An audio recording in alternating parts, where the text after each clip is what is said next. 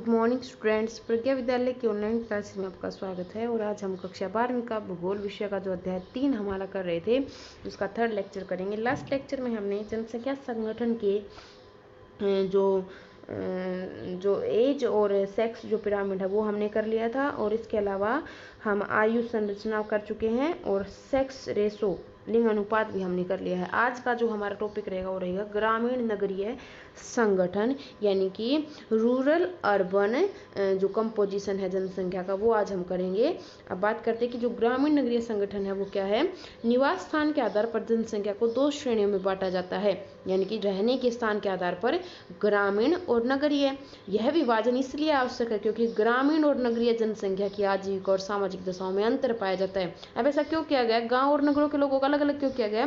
क्योंकि अगर इनकी रहने की स्थिति देखें वो अलग अलग है, इनका जीवन यापन के जो साधन है वो अलग अलग है, इनकी सामाजिक दशाएं वो सभी क्या है, अलग अलग है, इसलिए ऐसा किया गया है। अब पहले बात कर लेते हैं ग्रामीण जनसंख्या की विशेषताओं की, कि ग्रामीण जो जनसंख्या रूरल जो पॉपुलेशन की क्या विशेषताएं हैं। गांव में रहने वाली जनसंख्या को ग्रामीण जनसंख्या कहते हैं। ग्रामीण जनसंख्या अपनी आजीविका के लिए प्राथमिक व्यवसाय जैसे कृषि, पशुपालन, खनन, मत्स्य, वनों के से संग्रहण व कुटीर उद्योग पर निर्भर करते हैं। अब आपने देखा होगा गांव के लोग किन किन चीज़ों पर अपनी आजीविका चलाते हैं। सबसे ज़्यादा तो वो कृषि करते हैं, प्राथमिक क्रियाएं करते हैं। प्राथमिक क्रियाएं कौन सी होती है? जो सीधा प्रकृति से जुड़ी होती हैं, कृषि करते हैं। इसके अलावा पशुपालन भी करते हैं। इसके साथ ही खनन, खनिज खोदते हैं, जैसे भूमि से खनिज खनन करते हैं, खनिजों को निकालते हैं। मछलियां पालन करते हैं। वनों से संग्रहण क्या होता है? वस्तुओं को इकट्ठा करने, जैसे लकड़ी है, औषधियां हैं। और कुटीर छोटे उद्योग जो घरों में जैसे छोटे मोटे काम जो करते हैं वो इन पर निर्भर हैं। गांव के लोग सरल, धर्मनिष्ठ और सामुदायिक भावना वाले थे। ये गांव के लोगों की विशेषता है। वो सीधे साधे जैसे होते हैं, धर्मनिष्ठ होते हैं। सामुदायिक भावना क्या होती है? आपस में एक दूसरे से उनका संबंध गहरा होता है। ये संयुक्त परिवार व आपसी दुख सुख में एक दूसरे को सहयोग देते हैं। और इन लोगों को यातायात, स्वास्थ्य तथा शैक्षणिक सुविधाएं कम प्राप्त होती हैं। ये क्या थी? सभी की सभी क्या थी? ग्रामीण जनसंख्या की विशेषताएं थी कि यहाँ के लोग सीधे साधे हैं, प्राथमिक क्रियाएं करते हैं, एक दूसरे का सहयोग करते हैं, इनको सुविधाएं कम मिलती हैं। अब बात करते हैं नगरीय जनसंख्या की। नगरों में रहने वाली जनसंख्या को नगरीय जनसंख्या कहते हैं। ये अपनी आजीविका के लिए द्वितीयक और तृतीयक चतुर्थक व्यवसाय जैसे उद्योग है, परिवहन है, व्यापार है, सेवाओं आदि पर निर्भर है। जैसे उद्योग किसी में आ जाएगा तृतीयक क्रिया में, जितनी भी सेवाएं हैं, व्यापार वो तृतीयक में। चतुर्थक में जैसे कि उच्च बौद्धिक क्षमता से जुड़े जितने भी क्रियाकलाप है वो किस में आ जाते हैं? चतुर्थक में आ जाते। जैसे डॉक्टर है, कोई इंजीनियर है, तो ये सारे इन कामों में लगे होते हैं। ये प्राथमिक क्रियाएं कम करते हैं। शहरों में लोगों का जीवन तीव्र गति वाला और संबंध औपचारिक यानी कि दिखावटी होते हैं। तीव्र गति वाला जीवन, क्योंकि काम इनका जो ऐसा होता है, ये जॉब करने वाले जैसे सभी होते हैं, तो इनका जीवन तीव्र गति से चलता है। उनके संबंध दिखावटी होते हैं, आपस में इनके संबंध गहरे नहीं होते हैं। नगरों में सामाजिक दूरी, सामाजिक विषमता, सामुदायिक भावना की कमी पाई जाती है। और नगरों में परिवहन, स्वास्थ्य, शैक्षणिक सुविधाएं, मनोरंजन के साधन अधिक विकसित रूप में होते हैं। इनकी डेवलपमेंट की बात करें तो किसकी ज्यादा होती है? नगरीय जनसंख्या की ग्रामीण जनसंख्या की तुलना में। लेकिन अगर संबंधों की बात करें, इनके आपस के संबंधों की बात करें तो किसके घनिष्ठ होते हैं? गांव के लोगों के घनिष्ठ संबंध होते हैं, दिखावटी ये कम होते हैं। इसके बाद बात करते हैं कि जो विश्व में जो ग्रामीण नगरीय संगठन है, ग्रामीण नगरीय लिंग संगठन है, उसमें काफ़ी अंतर पाया जाता है। अगर विकसित देशों में देखेंगे तो ये अलग प्रकार का है, अगर विकासशील देशों में देखेंगे तो अलग प्रकार का है। अब इसमें देखो हमने क्या करा है, ग्रामीण नगरीय लिंग संगठन, ग्रामीण नगरीय जनसंख्या में हमने लिंग संगठन को भी जोड़ दिया है। जो हमने जैसे फर्स्ट लेक्चर में करा था कि जो सेक्स रेशो है वो किस प्रकार का है, तो हम बात करेंगे कि गांव में सेक्स रेशो और नगरों में जो सेक्स रेशो है वो किस प्रकार का है, विकसित देशों में कैसा है और विकासशील देशों में कैसा है। तो बात करते हैं, विकसित और विकासशील देशों में गांव और शहरों का जो लिंग संगठन है एक जैसा नहीं होता है। कनाडा और फिनलैंड की अगर बात करें, कनाडा और फिनलैंड जैसे उत्तरी अमेरिका की कंट्री जैसे आ जाते हैं, एक द्वीपीय देश है। जैसे पश्चिमी यूरोपीय देशों में ग्रामीण और नगरीय लिंग अनुपात में अंतर अफ्रीकी और एशियाई अल्प विकसित देशों जैसे जिम्बाब्वे तथा नेपाल के ग्रामीण तथा नगरीय लिंग अनुपात के विपरीत है। अगर मैं तुलना करूँ कनाडा और फिनलैंड की किससे, जिम्बाब्वे जैसे अफ्रीका का एक देश और नेपाल जैसे हमारा एक पड़ोसी देश है, एशिया महाद्वीप का देश है, तो इनके जो ग्रामीण नगरीय लिंग अनुपात उसमें अत्यधिक अंतर पाया जाता है। इनकी गांव की जनसंख्या और जो नगर की जनसंख्या उसमें काफी ज्यादा अंतर पाया जाता है। पश्चिमी देश किसको कहा जाता है? यूरोपियन कंट्रीज को जैसे कहा जाता है। पश्चिमी देशों में ग्रामीण क्षेत्रों में स्त्रियों की अपेक्षा पुरुषों की संख्या अधिक है, जबकि नगरों में इसके विपरीत है।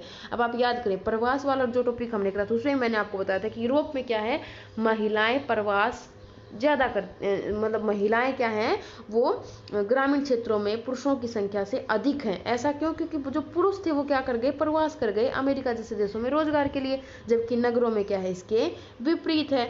नेपाल, पाकिस्तान और भारत जैसे अल्प विकसित और विकासशील देशों में स्थिति विकसित देशों के विपरीत है। अगर हम भारत की बात करें तो भारत में आप देखेंगे तो गाँव में कौन ज़्यादा रहता है, गांव में जो लोग महिलाएं हैं वो कृषि का काम जैसे ज़्यादा करती हैं, शहरों में पुरुष ज़्यादा जाते हैं। प्रवास वाले टॉपिक में भी जैसे हम ऑलरेडी इसको कर चुके हैं। इसके बाद देखें कि यूरोप, कनाडा और संयुक्त राज्य अमेरिका के नगरीय क्षेत्रों में रोजगार के अवसरों की संभावना है। शिक्षित स्त्रियां हैं और जागरूकता होने के कारण महिलाओं का नगरों में आगमन अधिक है। यानी कि अगर बात करें यहाँ के देशों की तो ऐसा क्यों है, क्योंकि यहाँ के जो नगरीय क्षेत्र है वहाँ पर क्या है, महिलाओं की जागरूकता ज़्यादा, उनको रोजगार के अवसर क्या है ज़्यादा मिलते हैं। इसके बाद इन विकसित देशों में कृषि का अत्यधिक मशीनीकरण हो जाने के कारण गांव में खेती का काम लगभग पुरुषों के द्वारा किया जाता है। ये भी मैं आपको बता चुकी हूँ कि विकसित देशों में क्या है, मशीनों से ज़्यादा काम होता है, तो वो कौन करते हैं, पुरुष करते हैं, महिलाएं नहीं करती हैं।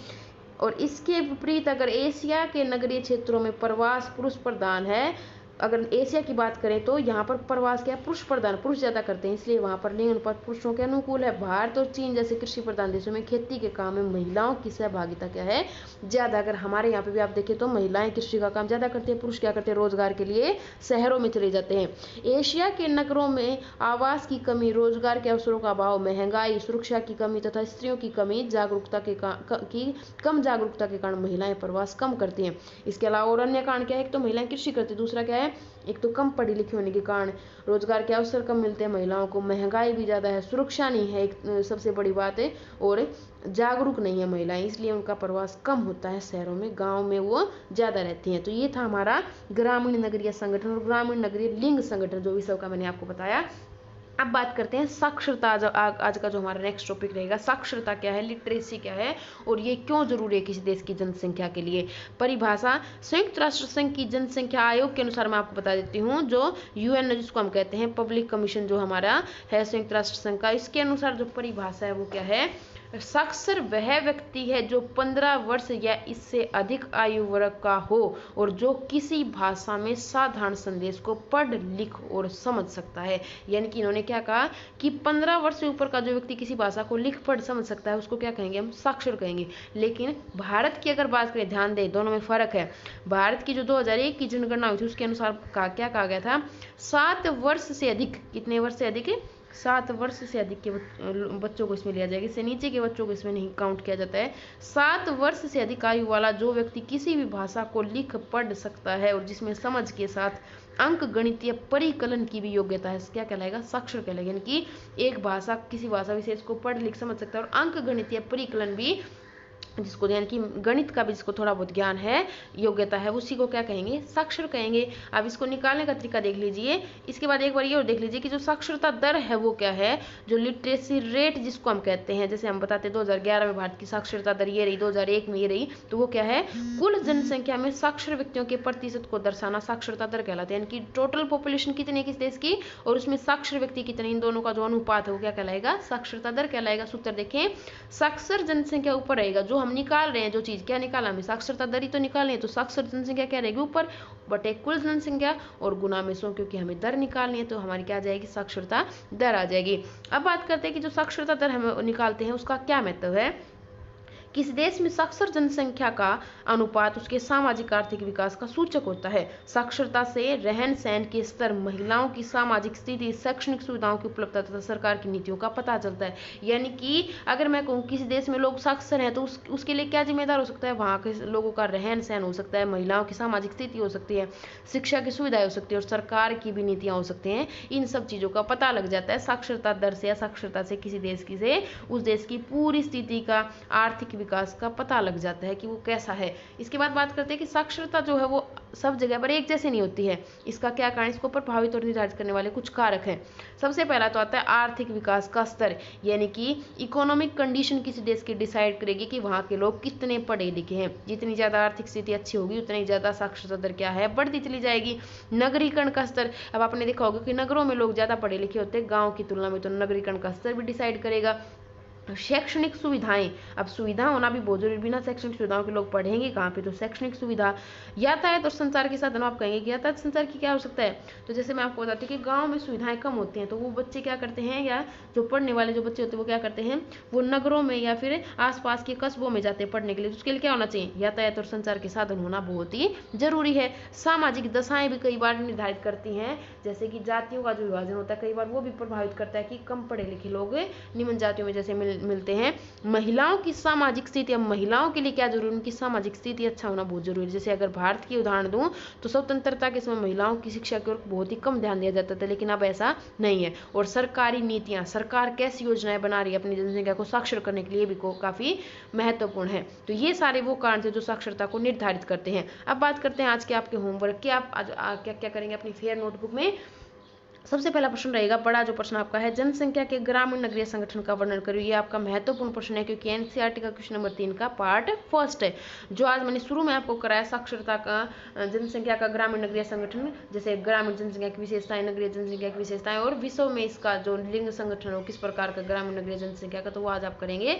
दूसरा, ग्रामीण नगरीय जनसंख्या में अंतर स्पष्ट कीजिए। अब ये प्रश्न आपका इस प्रकार से भी आ सकता है, आपको 2 बार लिखने की आवश्यकता नहीं है। ग्रामीण नगरीय जनसंख्या में अंतर स्पष्ट कीजिए, यानी कि मैंने दोनों की विशेषताएं आपको बताई, तो ये हो जाएगा। तीसरा आपका रहेगा, साक्षरता किसे कहते हैं, इसकी डेफिनेशन। साक्षरता दर क्या है, ये लिखेंगे। साक्षरता का क्या महत्व है, और लास्ट साक्षरता को प्रभावित करने वाले कारक, यानी कि आज आपका फेयर नोटबुक का होमवर्क रहेगा। Thank you, have a nice day.